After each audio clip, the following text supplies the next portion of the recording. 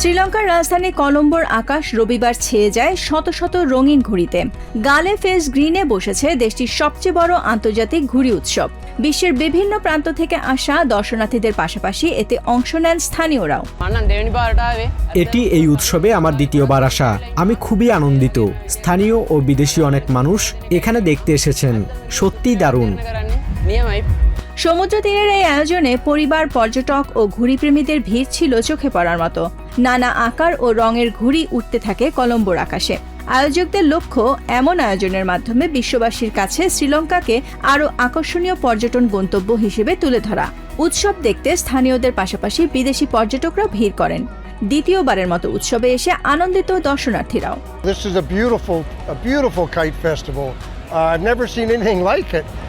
It's such a family-friendly festival, and right on the beach here, and the wind is beautiful. The people are beautiful. The weather's all beautiful. আয়োজকদের তথ্য অনুযায়ী 30টি দেশ থেকে প্রায় 80 জন আন্তর্জাতিক ঘুড়ি উড়িয়ের পাশাপাশি এতে অংশ নেন 1,500-এর বেশি স্থানীয় অংশগ্রহণকারী।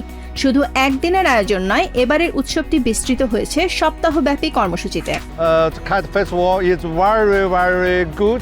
I think it's the best in the world. One of the best of the world kite festival. এবারের উৎসবের অন্যতম আকর্ষণ ছিল শ্রীলঙ্কায় প্রথমবারের মতো আয়োজন করা রাতের ঘুড়ি উৎসব। আলোকসজ্জায় সজ্জিত ঘুড়িগুলো রাতের আকাশে উড়তে থাকে, যা কলম্বোর আকাশরেখায় তৈরি করে ভিন্ন এক দৃশ্য। কর্মশালা, সাংস্কৃতিক আয়োজন সহ নানা অনুষ্ঠানের মধ্য দিয়ে চলবে এই উৎসব। আয়োজকদের আশা, আন্তর্জাতিক এই আয়োজন শ্রীলঙ্কার পর্যটন শিল্পকে আরও এগিয়ে নিতে ভূমিকা রাখবে। Nahid Sihan, TVN24 news desk.